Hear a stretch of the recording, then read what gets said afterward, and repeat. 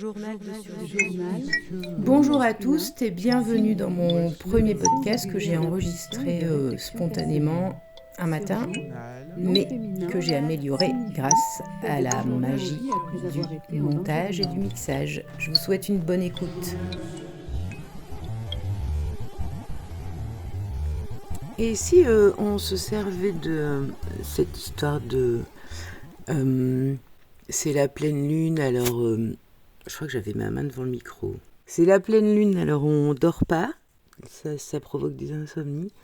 Si c'était encore une grosse blague pour mettre sur le tapis, sous le tapis, pas sur le tapis, sous le tapis, balayer sous le tapis des traumas, le fait qu'on ait des traumas et qu'on soit insomniaque.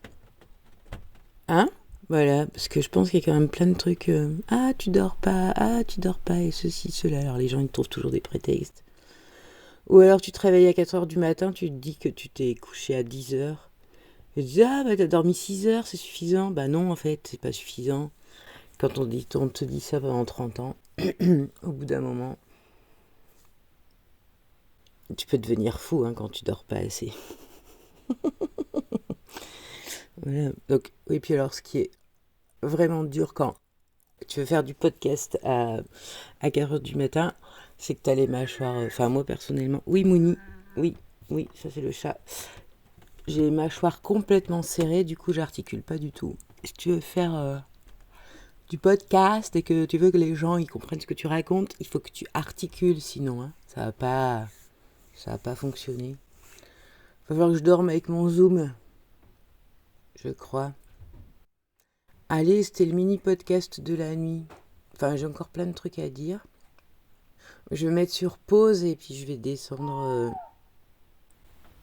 Oh là là, j'entends la chouette dehors.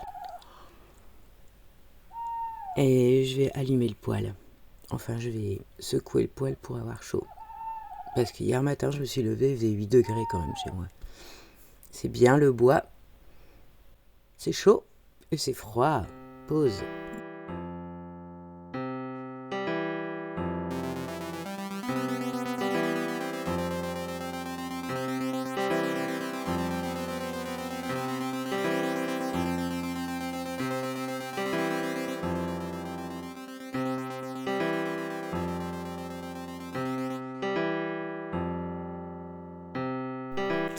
Alors, je reprends. Je sais plus où j'étais partie, mais le son, il est pas top parce que j'enregistrais avec mon téléphone. Je remonterai les niveaux. Je sais pas si ça va remonter le niveau, mais... Oui, j'ai un mauvais humour. J'ai un mauvais humour génétique, c'est pas grave.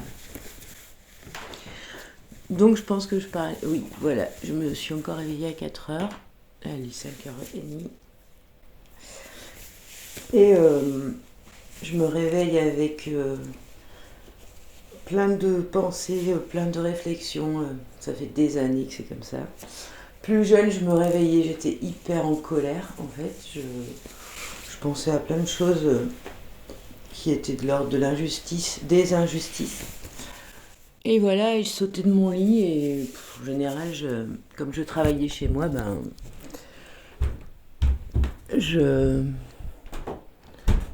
j'allais à mon bureau. Tiens, je vais te mettre en hauteur le téléphone, on va voir si c'est mieux pour le son. J'allais à mon bureau et je me mettais à travailler. Mais bon, en vieillissant, après, c'est fatigant quoi, te réveiller à 4h du matin. Oui, Moon, je vais te mettre des croquettes, ça va. Bon, enfin, bref, au milieu de mes...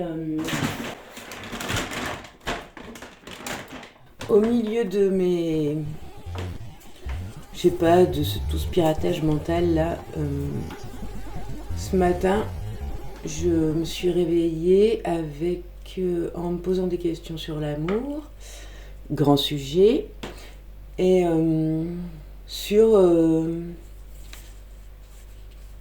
c'est dur à sortir, sur l'inceste et l'incestualité, et sur le fait que ça nous bousille à tel point que on tombe amoureux et on a des relations amoureuses bien souvent hyper toxiques. Mais en fait, comment comment pourrait-on faire autrement, étant donné que petit, on a été formaté et on a été détruit complètement.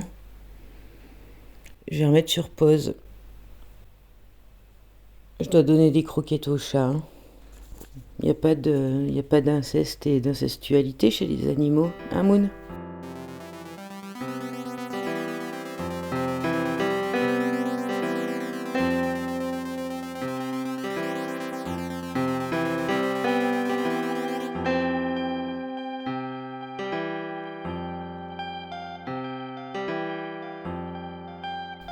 Voilà, le chat a mangé.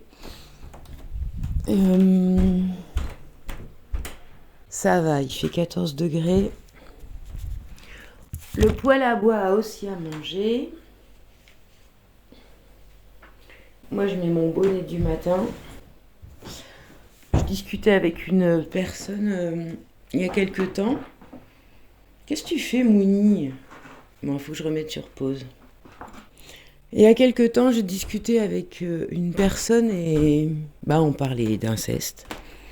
Voilà, étant donné que c'est un sujet sur lequel je travaille depuis des années et qu'il y a de l'inceste dans ma propre famille et que mon père m'a imposé une relation incestuelle, ce qui fait les mêmes dégâts psychiques.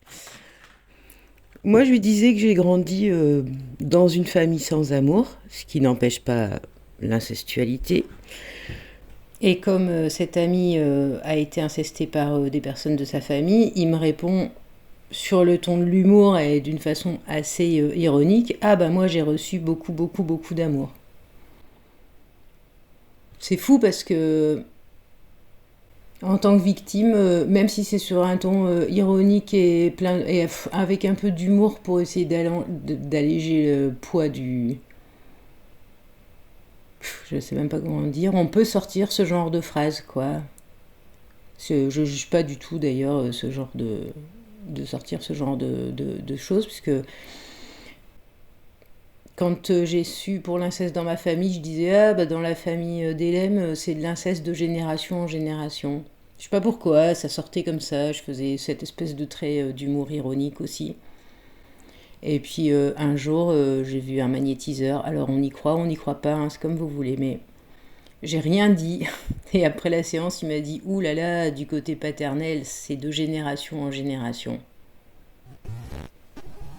Et hop.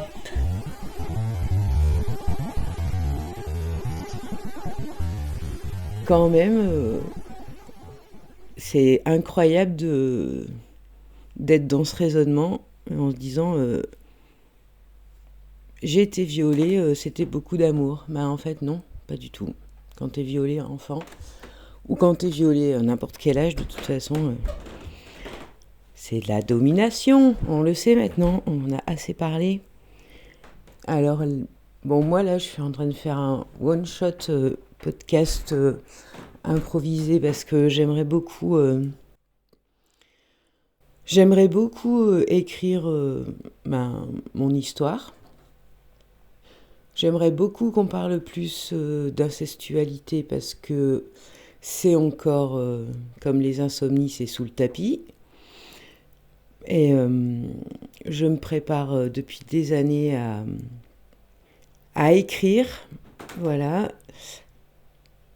Comme j'ai un trouble de la fonction exécutive, alors ça, je vais souvent en parler parce que d'abord, j'adore cette phrase. Trouble de la fonction exécutive. Voilà. C'est joli, hein. C'est de la poésie. C'est de la poésie de... C'est comme de la poésie de neurones. Ça y est, j'ai perdu le fil de ma pensée. Ça, c'est tout le temps. Est-ce que mon thé, il est chaud ou il est froid ? Je pense qu'il est froid. Donc, je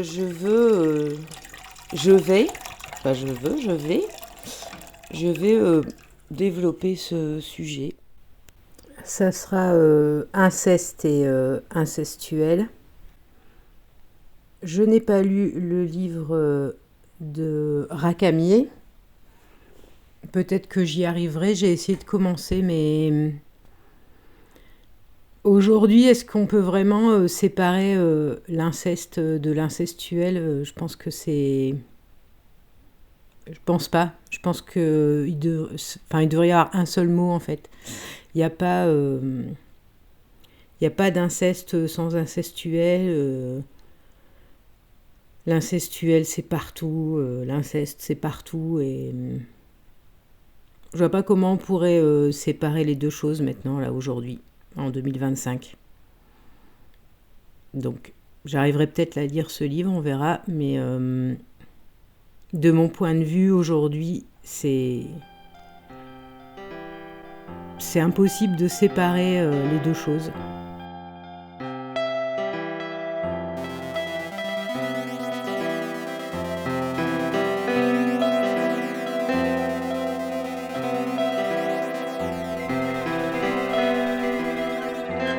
Réchauffe montée. Oula, ça grince.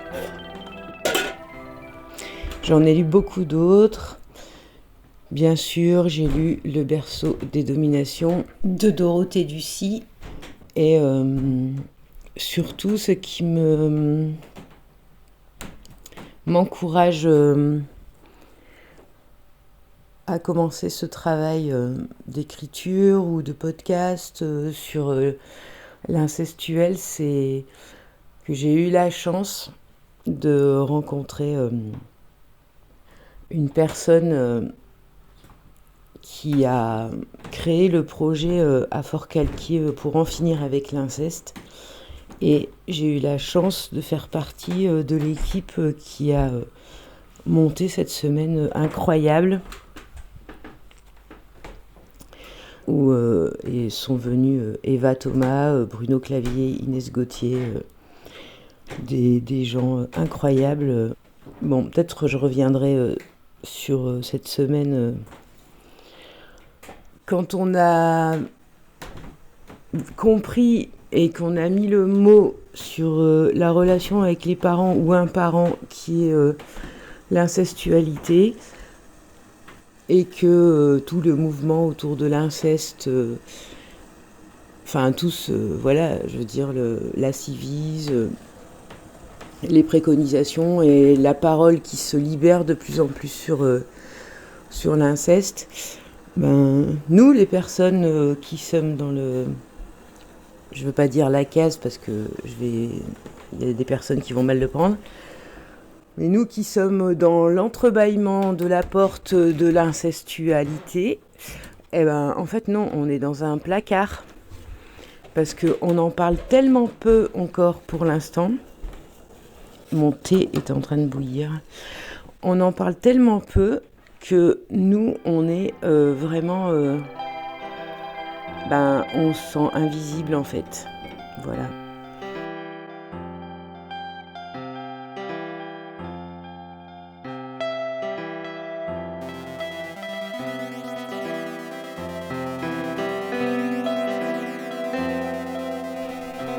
Ah, il faudrait peut-être que je dise quand est-ce que j'ai rencontré ce mot. Ça, c'est... J'arrive pas à mettre de date, mais il faudra que je cherche. Je pense que c'était vers mes 40 ans. Je soupçonnais déjà que dans ma famille paternelle, il y avait de gros soucis. Vers mes 40 ans, j'ai une de mes cousines du côté paternel de ma famille qui m'appelle... Non, en fait, c'est pas ça le vrai truc. J'ai mon frère cadet qui m'appelle en me disant... Ta cousine va te téléphoner, elle a quelque chose à te dire et quelque chose à te demander. Et je réponds à mon frère, oui, je sais de quoi elle va me parler. Je le savais, je l'ai toujours su. J'y reviendrai sûrement aussi à tout ça. Ma cousine D, on va l'appeler D, m'appelle et m'explique qu'elle a été incestée par... mon oncle, c'est-à-dire le plus jeune frère de mon père, et mon grand-père, de 3 ans à 18 ans. Et surtout par mon oncle, enfin et surtout, il n'y a pas de « et surtout », parce que dans ma famille, il y a un petit déni sur le grand-père. quand même, j'avoue. J'avoue qu'à Noël, j'ai entendu mon frère et ma mère parler de mon grand-père, que j'ai mis mon pouce dans ma main et que j'ai serré très fort, en me disant je vais pas faire péter un scandale de Noël, mais finalement, il y en a eu un sur un autre sujet quand même. De toute façon, Noël, ça rime avec festen, hein. Moi, je voudrais pas mettre les pieds dans le plat, mais je trouve que quand même, c'est vraiment un moment de l'année qui doit être... C'est peut-être été fait pour faire remonter les traumas, j'en sais rien. Donc ma cousine me téléphone et on parle, voilà. Donc, par contre, elle me dit, t'en parles pas, nanana. Bon bref, je reviendrai à cette histoire et tout, parce que moi, ce qui s'est passé à ce moment-là, c'est que donc ça a confirmé ce que je savais depuis toute petite. Et qu'est-ce que j'ai fait ? J'ai repris rendez-vous chez une psy, la psy numéro 42 000 de ma vie. Cette psy qui m'a fait découvrir, je pense, le mot incestuel. Phonétiquement, je n'aime pas du tout. Je commence à m'y faire là, un petit peu. Comme à la semaine pour en finir avec l'inceste quand même. Il y a Inès Gauthier qui ne sépare jamais dans ses conférences le mot inceste et le mot incestuel. Merci Inès, parce que franchement, t'es une des seules personnes qui fait ça, à ma connaissance. Et j'ai peut-être, sûrement, je manque de connaissances. Je raconte à ma psy la relation que j'ai hyper problématique avec mon père. Et elle me met le mot incestuel. Oui, ça s'appelle une relation incestuelle. Je dis quoi ? Elle me dit, c'est de l'inceste moral. Quoi ? Ok. Et là, comme beaucoup de personnes, quand il y a des traumas qui sont levés ou des mots qui sont mis clairement sur les choses, ton cerveau, il fait un reboot. Et je vais faire une petite pause pour le thé.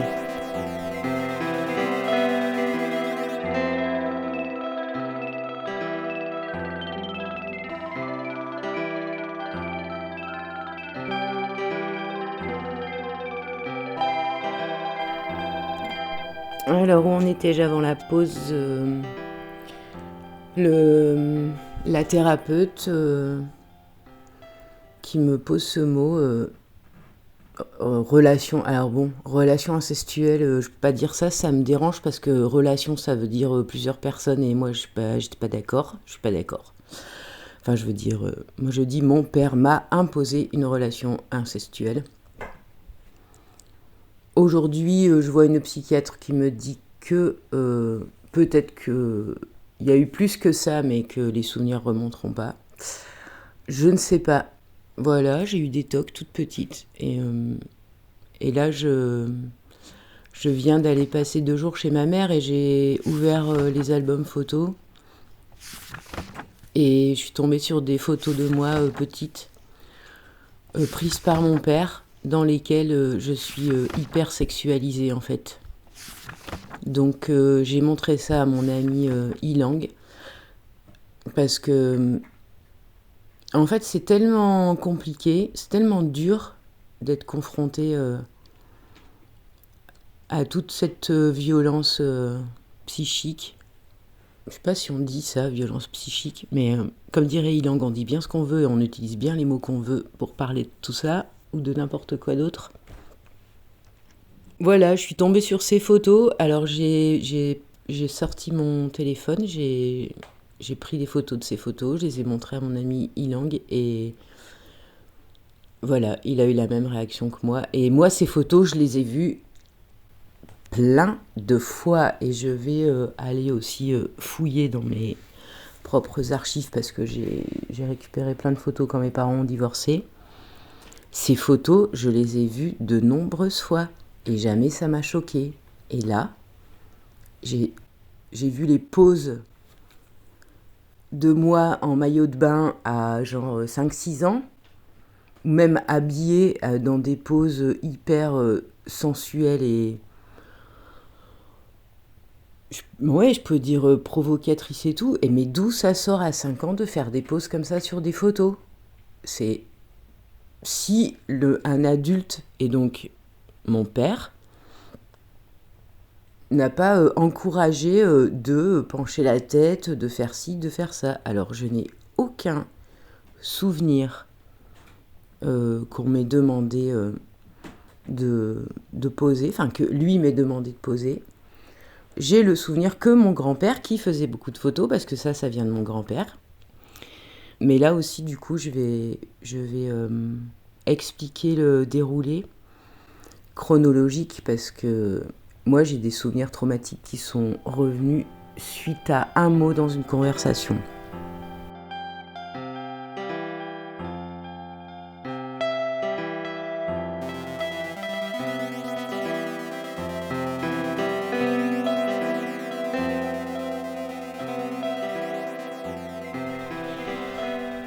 J'ai 32 ans plus 2 jours. Je suis dans le nord de la France, là où j'étais avant, où je vivais avant, parce que je suis du nord de l'île. Et je suis dans les toilettes d'une salle de concert à Fâche-Tuménil. Je me souviens plus. Je crois que c'est les Arcades, ou je sais plus comment ça s'appelait. Et c'est la première d'un spectacle avec une chorégraphe pour laquelle je travaille. Et c'était une date importante. Mon père ne m'avait pas appelé pour mon anniversaire parce qu'on avait dû se prendre la tête, parce que la relation a toujours été extrêmement compliquée et toxique.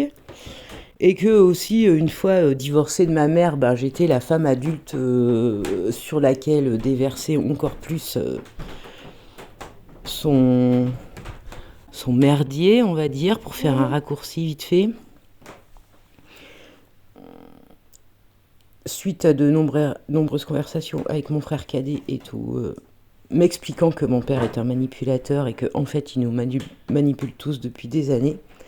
Je sais, c'est un peu cafouillis le récit, mais je fais comme je peux. Il m'appelle 2 jours après mon anniversaire, donc hop, c'était le début des téléphones portables. Je vais dans les toilettes et on s'engueule et je lui ai dit, écoute, maintenant ça suffit. Tu nous as manipulés, t'as brisé... parce que mon père, il a détruit mon lien à tout mon entourage. Mes frères, ma mère et surtout toute ma famille maternelle. Et donc je lui dis, bas les masques, je veux que tu arrêtes de me manipuler, tu m'as manipulé, tu as détruit mes relations avec ma mère, détruit mes relations avec mes frères et tout, bon blablabla. Bla, bla, bla.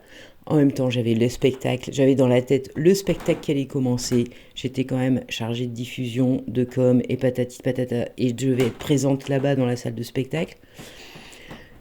Enfin bref, donc c'était tendu aussi pour moi par rapport à ma vie professionnelle. Et à la fin de cette magnifique conversation, mon père me dit « Mais qu'est-ce que tu crois que je t'ai violée quand t'étais petite ?»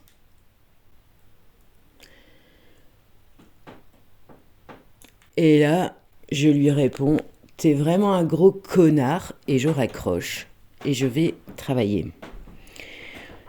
Et ça craque parce que je tourne en rond chez moi, dans mon chalet, avec le parquet. Mais j'adore. Suite à cette phrase, sont remontés 2 souvenirs. Je ne sais plus dans quel ordre. Le premier, c'est... On est à la plage à Coxyde parce qu'avec la famille de mon père, on allait en vacances. On était dans le Nord et mes grands-parents paternels aimaient aller en vacances en Belgique à Coxyde. Et on allait à la plage. Voilà. Et le premier souvenir, c'est... Je vais nager parce que j'ai appris... Enfin, très petite, j'ai appris à nager. Enfin, on m'a appris à nager très petite. Je me souviens que c'est l'été, donc je nage vers mon oncle Daniel. Je ne vais pas cacher les noms de ma famille, par contre. Tant pis, vous vous débrouillerez, famille, avec tout ce que je raconterai. Parce que brisons le silence, ça va jusqu'au bout. Voilà. Après, sur d'autres personnes, je leur demanderai leur accord. Mais en ce qui concerne ma famille, j'aurai aucune retenue sur ce que j'ai à dire. Vous la sentez, la pointe de colère, là? Voilà. Donc, mon oncle Daniel, le plus jeune frère de mon père, fait la planche, se met sur le dos avec son sexe en érection, devant sa femme, qui s'appelle elle aussi Daniel. Voilà, ça aussi, on pourra revenir sur les histoires de noms, de prénoms, de spirales de noms et de prénoms dans la vie. Qui était morte de rire en disant « Oh, regarde le beau sous-marin !» Je pense que j'avais 5 ou 6 ans. Et donc, moi, j'ai été prise d'une frayeur incommensurable. Et heureusement, je savais bien nager. Et vite, je nage vers la plage où il y avait ma maman. Certainement en train de faire du crochet. Voilà, parce que c'est son truc. Maintenant, j'ai compris que ces années de crochet, ça lui avait permis certainement de supporter mon père. Parce que c'est une forme de méditation profonde. Et je remonte sur la plage en pleurs et ma mère me dit « Mais qu'est-ce qu'il y a ? Qu'est-ce qu'il y a ? Qu'est-ce qu'il y a ?» Et bien sûr, je ne dis rien du tout parce que à cette époque-là, ça m'a juste choquée et ça m'a traumatisée et point barre. Et l'autre souvenir quand même aussi avec mon grand-père qui prenait des photos, qui faisait des photos des enfants, enfin de tout, voilà. Et on dit « Ah, il fait des belles photos !» Mon grand-père, c'est vraiment le patriarche bien encensé par toute la famille. Hein. Il s'appelle, son prénom c'est Raymond et hélas pour mon père, il a été appelé Raymond. Et j'aimerais bien faire un travail sur le fait de donner aux gens son propre prénom parce que je trouve qu'au niveau incestualité, enfin moi j'aime bien dire inceste moral d'ailleurs, je le dirais souvent. Je veux dire qu'un parent donne son prénom à un enfant, bah déjà tu pars avec un handicap dans la vie, mais laisse tomber quoi. Ça veut dire que tu n'as pas ta propre personnalité, tu portes déjà la personnalité de ton parent, tu portes déjà un truc qui t'appartient pas du tout. Déjà que t'as pas choisi de venir au monde et en fait qu'on a choisi pour toi de te faire naître, premièrement, tu vois, et que deuxièmement, on te nomme et que ton prénom, je suis désolée, ça définit quand même des choses et que quand on te donne le prénom d'une personne qui est un agresseur, c'est bon. Moi, je pense que ça commence mal dans la vie, quoi.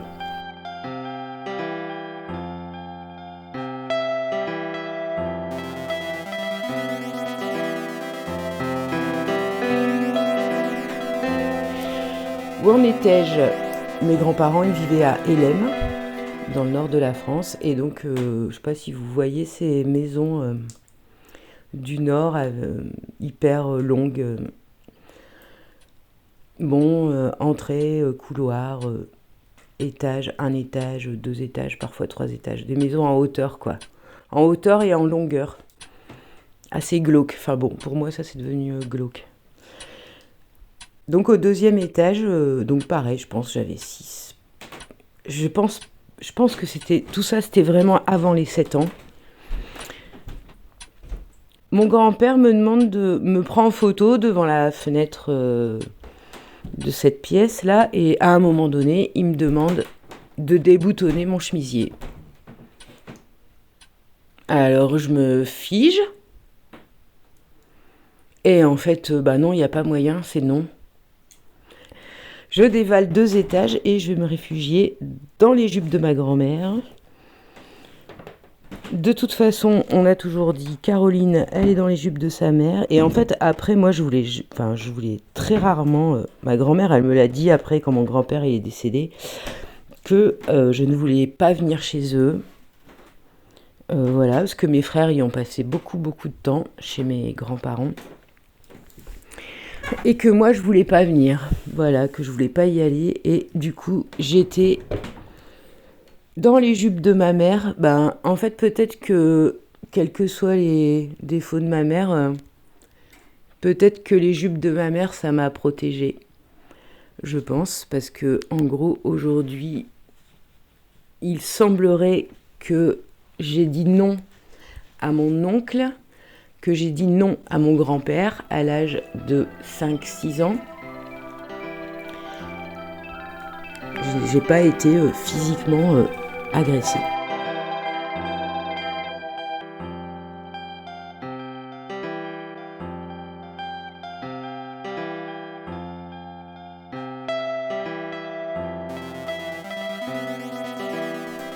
Quand je raconte au thérapeute que j'ai dit non à mon oncle et à mon grand-père, il y a toujours un long moment de silence.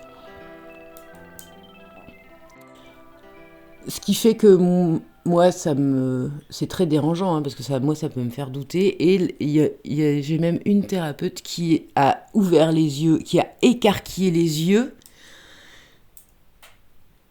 Et je lui ai dit, mais faut pas me regarder comme ça quand je vous raconte ça, parce que là, ça me fait très peur, en fait. Je crois que je vais... je suis allée chercher sur Internet combien c'est la durée d'un podcast. Bon, on fait bien ce qu'on veut. Mais en général, il est marqué temps moyen 26 minutes. Et je vais certainement essayer de rester sur la demi-heure par épisode, pour pas que ce soit trop long ni trop pénible à écouter. C'était journal de survie de Lune, premier épisode, one shot, 4h du mat. Enfin non, 5h, le temps que je cogite, que je me lève et que j'arrive à pousser le bouton enregistrer. Merci pour votre écoute. Le prochain épisode tentera de faire une définition de l'incestuel avec de nombreux exemples liés à mon histoire personnelle. À bientôt.